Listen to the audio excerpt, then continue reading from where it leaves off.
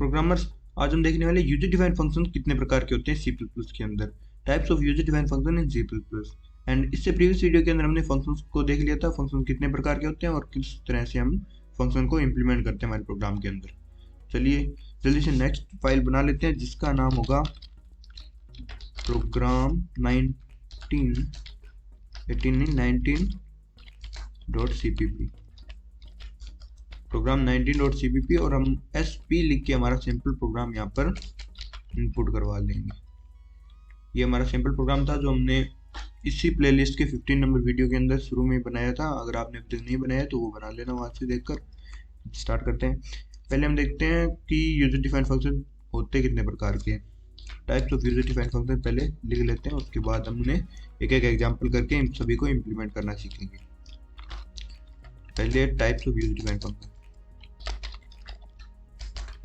Types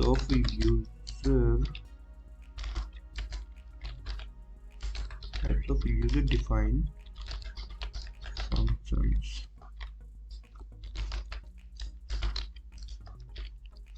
तो user defined functions के type के अंदर फर्स्ट वन तो है कि function with argument with return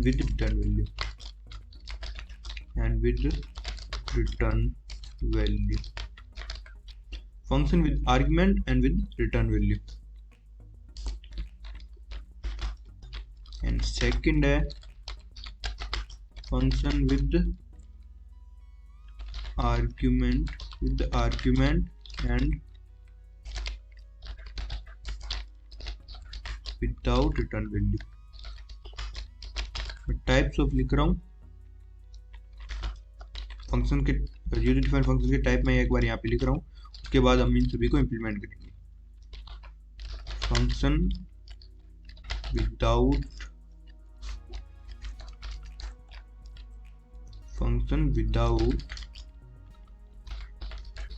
argument with return value. Function without argument with return value.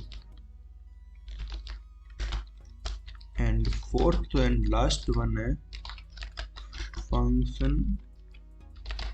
without argument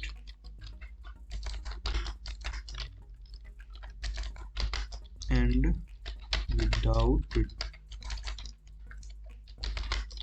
return value। और यहाँ पर भी एंड का यूज कर देते हैं। अब इन सभी को कमेंट आउट कर देते हैं।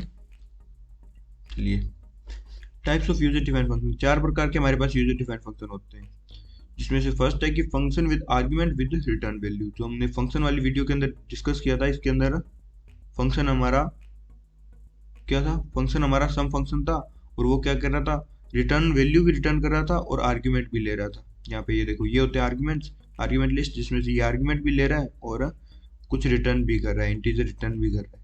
तो वो था हमारा function with argument and with return value. दूसरा होता है function with argument and without return value. यानी आर्ग्यूमेंट तो ये लेगा फंक्शन, जो हमारा जो नेक्स्ट टाइप है यूजर डिफाइंड फंक्शन का, वो आर्ग्यूमेंट तो लेगा लेकिन यहाँ पे कुछ रिटर्न नहीं करेगा, वॉइड रिटर्न करेगा। वॉइड का मतलब कुछ भी नहीं, तो वॉइड रिटर्न करेगा। चलिए ये हो गया, एक बार मैं समझा देता हूँ, उसके बाद इंप्लीमेंट करेंगे सभी को अलग अलग। Function with argument and function without argument and with return value. यानी फंक्शन आर्ग्यूमेंट तो नहीं लेगा यहाँ पर, लेकिन रिटर्न वैल्यू रिटर्न करेगा। क्या फंक्शन था, फंक्शन विदाउट आर्ग्यूमेंट नहीं लेगा लेकिन रिटर्न वैल्यू रिटर्न करेगा। जो रिटर्न वैल्यू है वो रिटर्न करेगा लेकिन आर्ग्यूमेंट फंक्शन हमारा नहीं लेगा। तो एक ये टाइप हो गया। एंड नेक्स्ट टाइप है function without argument without return value. ना ही तो वो आर्ग्यूमेंट लेगा और ना ही रिटर्न वैल्यू लेगा। यहाँ पर ना ही तो आर्ग्यूमेंट लेगा और ना ही रिटर्न वैल्यू लेगा। इस तरह का फंक्शन यूजर डिफाइंड फंक्शन भी होगा हमारे पास। चलिए अब हम इन सभी को इम्प्लीमेंट करना देखेंगे। तो पहले हम इम्प्लीमेंट करेंगे function with argument and with return value. ये हमने कर तो लिया है हमने प्रीवियस वीडियो के अंदर, लेकिन फिर भी हम एक बार इसे फिर से समझ लेते हैं। तो ये क्या करेगा, पहले इसकी हेडिंग लगा लेते हैं ताकि सबको सेपरेट हम समझ सकें। Function with argument and with return value, function with argument and with return value, पहले इसे इम्प्लीमेंट करेंगे। तो यहाँ पर तो हम एक सिंपल फंक्शन का एग्जांपल लेकर ही समझेंगे इन सभी को। एक सिंपल फंक्शन जैसे हमने प्रीवियस में सम को डिस्कस किया था, उसी तरह से इसमें भी सम को लेकर ही डिस्कस करेंगे। लेकिन अगर आपको इस तरह के फंक्शंस के और ज़्यादा एग्जांपल चाहिए तो अब मैंने पहले ही आपको बता रखा है प्रीवियस वीडियो के अंदर, और फिर बता रहा हूँ कि प्रैक्टिस प्रोग्राम वाली प्लेलिस्ट को जरूर देखें। वहाँ पर आपको फंक्शन जो मिलेंगे वो और भी ज़्यादा हाई लेवल के मिलेंगे, और भी ज़्यादा आप उनकी प्रैक्टिस कर सकते हो। यहाँ पर सिर्फ समझने के लिए मैं फंक्शन करवाता हूँ, और उसके अंदर आपको प्रैक्टिस प्रोग्राम वाली प्लेलिस्ट के अंदर आपको कम्प्लीटली सारे फंक्शंस वो मिल जाएंगे जिस तरह के फंक्शंस बन सकते हैं। तो वेलेंडम नंबर, आंसू नंबर, उस तरह के फंक्शन मैं उसके अंदर करवा रहा हूँ। चलिए यहाँ पर स्टार्ट करते हैं। अब रिटर्न वैल्यू भी होनी चाहिए, यानी इंटीजर तो रिटर्न करेगा, कुछ भी रिटर्न कर सकता है हमारा फंक्शन, कैरेक्टर भी रिटर्न कर सकता है। चलिए इंटीजर रिटर्न कर रहा है फिलहाल तो इंटीजर रिटर्न कर रहा है, और सम ही बना लेते हैं फिर से ताकि समझना आसान हो इस बात को। उसके बाद आप चाहो तो इम्प्लीमेंट और भी फंक्शंस को इसके अंदर कर सकते हैं। चलिए वो हमारा जो सम फंक्शन है वो क्या लेगा, एक तो इंट ए लेगा और एक इंट बी लेगा आर्ग्यूमेंट। अपने अंदर करेगा क्या, वो करेगा int C is equal to A plus b. C में ए प्लस बी की वैल्यू को स्टोर करेगा और रिटर्न करेगा क्या, रिटर्न करेगा सी को वो रिटर्न कर देगा। चलिए ये हो गया। अब यहाँ पर मेन फंक्शन, अभी मैं थोड़ा आपको समझा भी दूंगा किस तरह से हो रहा है, आप थोड़ा सा पेशेंस रखें और वीडियो को ध्यान से देखना आप। चलिए यहाँ पर करवाते हैं यूजर से एक तो इंट num1 और num2 करके दो वेरिएबल बना लेते हैं मेन फंक्शन के अंदर जो एक्चुअल आर्ग्यूमेंट्स है। यहाँ पर सी आउट करके यूजर से एंट्री करवाते हैं एंटर टू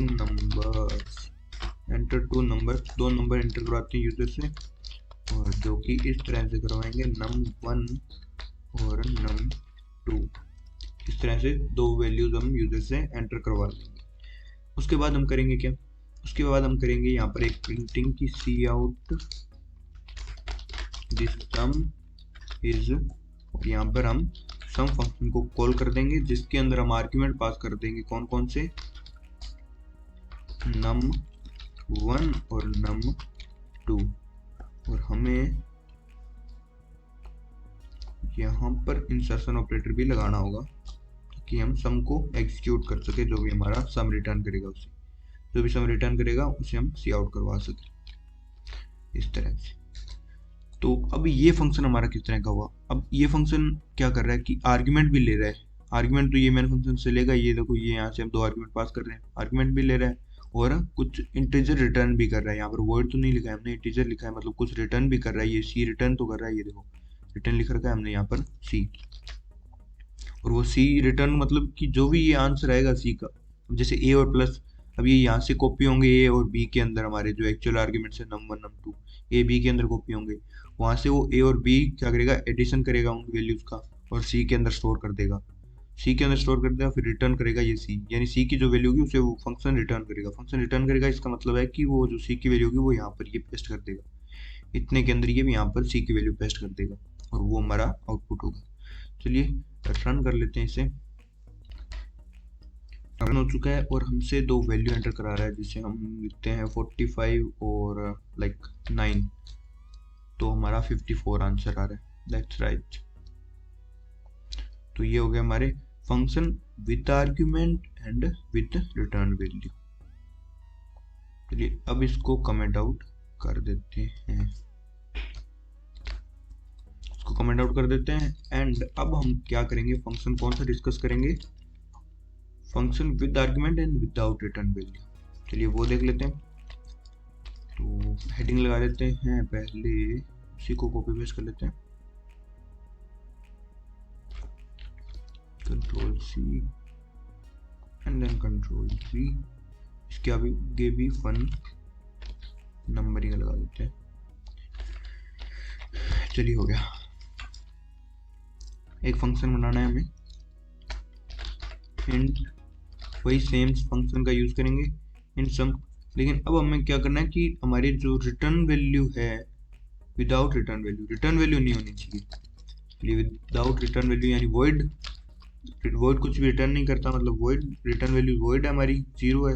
एंड आर्ग्यूमेंट वही सेम आर्ग्यूमेंट ले रहा है, क्योंकि आर्ग्यूमेंट तो ये ले रहा है int A and int B. Argument तो ये ले रहा है, लेकिन बस एक क्या है कि रिटर्न नहीं कर रहा है कुछ भी। अगर कुछ भी ये रिटर्न नहीं करता है तो इसके अंदर हम क्या करेंगे, int C is equal to A plus B. Same काम करेंगे यहाँ पे इतना, बस यहाँ पे रिटर्न की जगह एक काम करो, इसी के अंदर सी आउट करवा दो। जैसे इसके अंदर कंपाइलर आया हुआ होगा, जब मेन फंक्शन से इसके अंदर आया होगा तब वो क्या करेगा, इसको अपने आप ही एग्जीक्यूट कर देगा। जब वापस जा रहा होगा, जब सी आउट स्टेटमेंट को देखेगा तो इसको एग्जीक्यूट कर देगा। यहाँ पे लिख दो दिस सम इज, और सी को सी आउट करवा दो, बस हो गया। दिस सम इज और सी को यहाँ पे सी आउट करवा दो। बस क्या किया आपने, एक तो void नाम से एक फंक्शन बनाया, void रिटर्न टाइप है इसका, सम नाम से आपने फंक्शन बनाया। एंड void का मतलब कुछ नहीं, यानी कुछ भी रिटर्न नहीं करेगा ये। और यहाँ पर लेकिन आर्ग्यूमेंट तो ये ले रहा है, तो मेन फंक्शन ये आर्ग्यूमेंट तो इसको पास करने हैं, ठीक है ना, कुछ भी रिटर्न नहीं करेगा। अगर रिटर्न नहीं करेगा तो हम यहाँ से इसे डायरेक्ट कॉल करेंगे, हम यहाँ से इसे डायरेक्ट कॉल करेंगे, हम सी आउट नहीं करवा सकते अब हम इस। तो ये भी ध्यान रखना, अगर आप कुछ भी रिटर्न वैल्यू नहीं दे रहे हो अपने फंक्शन को, तो आपको उस फंक्शन को आप सी आउट नहीं करवा सकते हो। सी आउट मत लिखना उसके आगे। अगर कुछ रिटर्न हो रहा है तो आप सी आउट लिख सकते हो, क्योंकि वहां पर जो रिटर्न वैल्यू लेकर आता है फंक्शन वो आपकी पेस्ट हो जाती है, इसलिए। तो द सम इज यहाँ पर सी प्रिंट हो जाएगा, क्योंकि इसी के अंदर ही हमारा ये काम हो जाएगा प्रिंटिंग वाला, जो आउटपुट को देख रहे थे हम। रिटर्न हम लिख के जाने की जरूरत ही नहीं है, यहाँ से ये प्रिंट करके और ये डायरेक्ट वॉइड देखेगा, तो वॉइड मतलब कुछ भी नहीं रिटर्न करेगा, और डायरेक्ट अपने वापस यहाँ पर नेक्स्ट आइटरेशन के अंदर आ जाएगा, नेक्स्ट एक्सप्रेशन के अंदर आ जाएगा, और रिटर्न 0 लेकर एग्जीक्यूट हो जाएगा। चलिए F3 प्रेस करके इसे रन कर लेते हैं। पूछ रहे हैं एंटर टू नंबर्स, लाइक वही सेम नंबर एंटर करके देख लेते हैं। 54 आ रहा है, इट्स ओके। कोई और एक बार नंबर के लिए रन कर लेते हैं इसे, जैसे कि 78 और 13 के लिए 91 आ रहा है, दैट्स राइट। चलिए ये हो गया function with argument without return value. इसको भी कर दिया जाए कमेंट आउट। एंड अब हम डिस्कस क्या करेंगे, थर्ड नंबर, कंट्रोल C करेंगे एंड देन कंट्रोल V करेंगे। क्या थर्ड नंबर टाइप हमारे पास, थर्ड नंबर टाइप है function without argument and with return value. Return value होनी चाहिए लेकिन आर्गुमेंट नहीं लेने चाहिए फंक्शन को। अच्छा तो चलिए बनाते हैं। रिटर्न वैल्यू होनी चाहिए, मतलब इंटीजर रिटर्न करा देते हैं इसको, कुछ भी एक इंटीजर जो भी होगा वो रिटर्न कर देगा इन सम। और इसके अंदर आर्गुमेंट नहीं देने तो वॉइड लिख दो, वॉइड लिख दो, या फिर यहाँ पर कुछ भी मत लिखो, कोई फर्क नहीं पड़ता इसको। और यहाँ पर इसके अंदर इंप्लीमेंट कर दो। तो अगर कुछ भी आर्गुमेंट नहीं ले रहे तो एक काम करो कि ये जो यहाँ पर एंट्री करवा रहे थे वो इसी के अंदर ही एंट्री करवा दो, यानी सी आउट। पहले वेरिएबल्स डिक्लेयर कर लेते हैं, इंट लाइक ए और बी, दो वेरिएबल डिक्लेयर कर लिए हमने। और यहाँ पर करो सी आउट दो स्टेटमेंट, और वहां पे लिख दो एंटर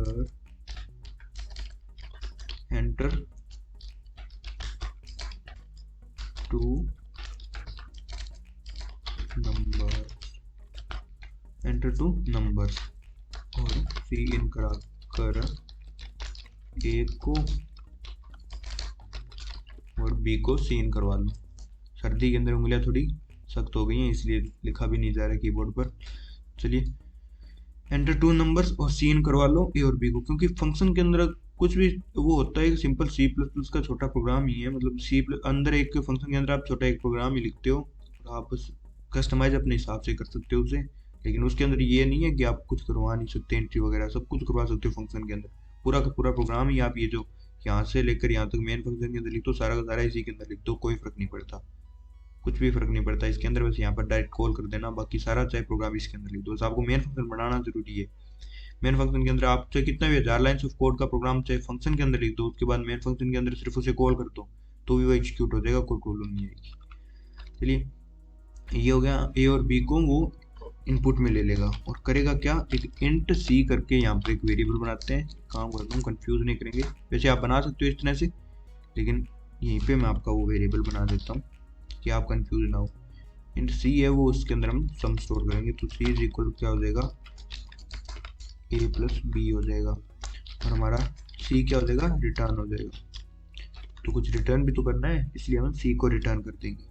और अगर हम सी को रिटर्न करेंगे तो यहाँ पर लिखेंगे c out this sum is, and अब हमें यहाँ पे आर्गुमेंट पास नहीं करनी है, हमें यहाँ पर आर्गुमेंट अब पास नहीं करनी है। इसके अंदर हम सीधा यहाँ पर सम और यहाँ पे ओपन और क्लोज पैरेंथेसिस का यूज कर सकते हो। और अब हमें इन एक्सप्रेशंस की जरूरत भी नहीं है। ऑल्ट शिफ्ट और एफ प्रेस करोगे, डॉक्यूमेंट फॉर्मेट हो जाएगा। ठीक है, अब देखो ये कितना छोटा हो गया हमारा प्रोग्राम। हमें सिर्फ मेन फंक्शन के अंदर सी आउट स्टेटमेंट देनी है, दिस सम इज, और सम फंक्शन को कॉल करनी है, जिसका नाम हमने इस तरह से लिखा हुआ है, सम फंक्शन का नाम ओपन पैरेंथेसिस और क्लोज पैरेंथेसिस का यूज किया हुआ है। इसके अंदर कोई भी आर्गुमेंट हमने पास नहीं किए, क्योंकि हमारी कंडीशन यही थी, विद रिटर्न वैल्यू तो होनी चाहिए। रिटर्न तो कुछ हो रहा है क्योंकि सी आउट करवा रहे हैं, देखो सी आउट करवा रहे हैं, तो यहाँ पर जो भी रिटर्न वैल्यू यहाँ पर आएगी, सी रिटर्न हो रहा है ये, और वो यहाँ पर पेस्ट हो जाएगा, उस तरह से हमारा आउटपुट आ जाएगा। लेकिन विदाउट आर्ग्यूमेंट, आर्ग्यूमेंट नहीं ले रहे हैं यहाँ पर, ना ही तो यहाँ पर हमने आर्ग्यूमेंट दिए हैं और ना ही ये फंक्शन यहाँ से आर्ग्यूमेंट ले रहा है। चलिए रन कर लेते हैं और देखते हैं क्या ये सेम वर्क करते हैं हमारी।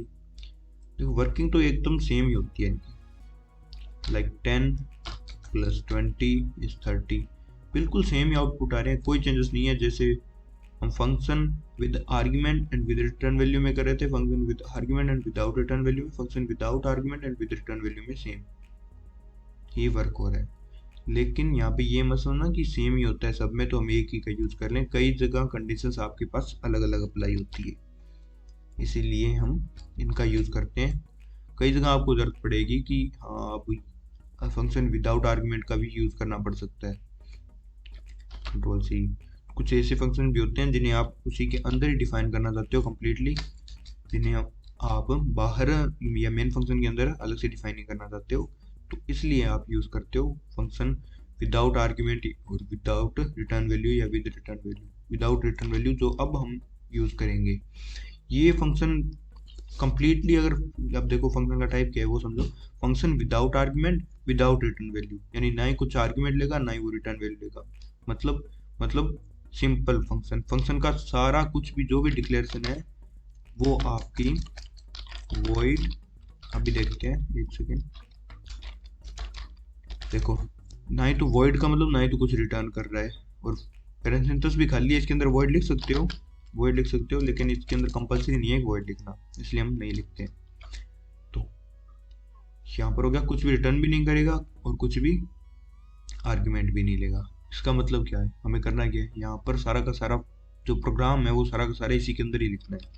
कैसे, ये देखो अभी इंट, चलिए इंट ए, क्योंकि हम जो फॉर्मल आर्ग्यूमेंट्स है वो इस तरह से बना रहे हैं ए और बी के लिए, तो हम कंसिस्टेंट रहते हैं, और एक सी को भी यहीं पे डिक्लेयर कर लेते हैं, जिसके अंदर हम अपना स्टोर करेंगे सम। तो एंटर टू नंबर्स एंटर करवाओ, सीन करके ए एंड बी के अंदर उनकी वैल्यू स्टोर करवा दो,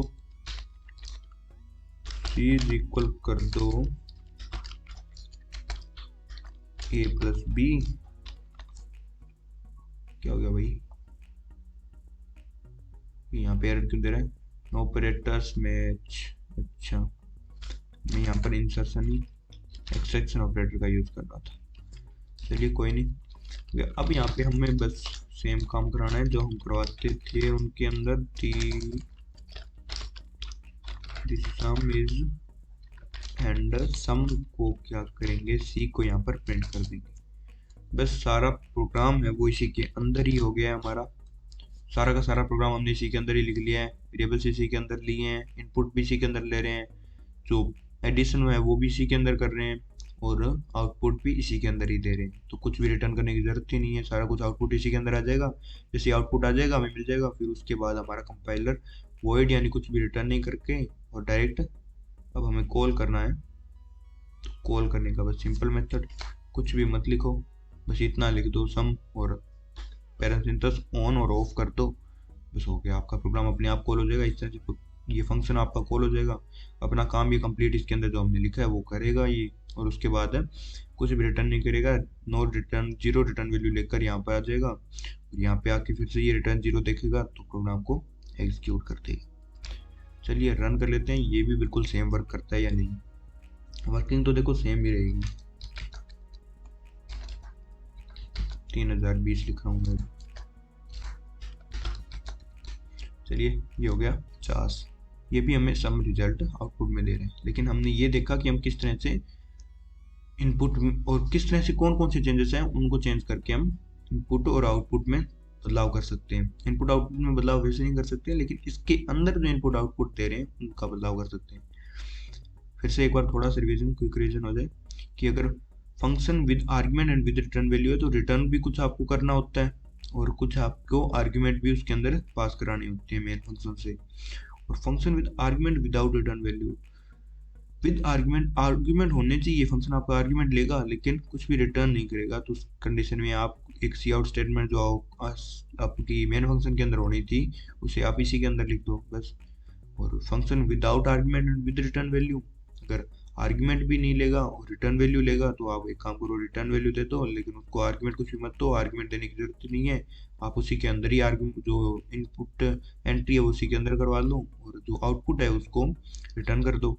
उसके बाद हमने देखा function without argument and without return value, तो आपका फंक्शन ना ही कुछ आर्ग्यूमेंट लेगा ना ही कुछ रिटर्न वैल्यू लेगा, तो सारा काम ही आपको फंक्शन के अंदर कर दो, बस आपको डायरेक्ट कॉल करनी है फंक्शन को। ये देखो जैसे हमने बात की थी शुरू में कि आप बस इतना सा मेन फंक्शन भी आप लिख सकते हो, कोई प्रॉब्लम नहीं है। देखो कितना छोटा मेन फंक्शन है और उसके अंदर हमारा ये प्रोग्राम चल रहा है, ठीक है। और वैसे हमने जो डिक्लेरेशन प्रोटोटाइपिंग वगैरह वो हमने फंक्शन वाली वीडियो के अंदर समझ ली थी, तो कोई प्रॉब्लम आनी नहीं चाहिए प्रोटोटाइपिंग वगैरह में। और ये हमारे यूजर डिफाइंड फंक्शंस के टाइप हो गए, 4 टाइप्स, जो कि मोस्ट इंपॉर्टेंट हो जाते हैं जब कॉम्पिटिटिव कोडिंग होती है उसके अंदर। चलिए आज की इस वीडियो में इतना ही, और जाने से पहले आपसे बस यही रिक्वेस्ट है कि आपने अगर अभी तक इस चैनल को सब्सक्राइब नहीं किया तो सब्सक्राइब कर लेना, वीडियो को लाइक और शेयर करना अपने फ्रेंड्स के साथ, एंड नोटिफिकेशन बेल को भी ऑन कर लेना ताकि न्यू वीडियो का नोटिफिकेशन आपको सबसे पहले मिल सके। थैंक्स फॉर वॉचिंग, मिलते हैं नेक्स्ट वीडियो में, तब तक के लिए bye bye and take care.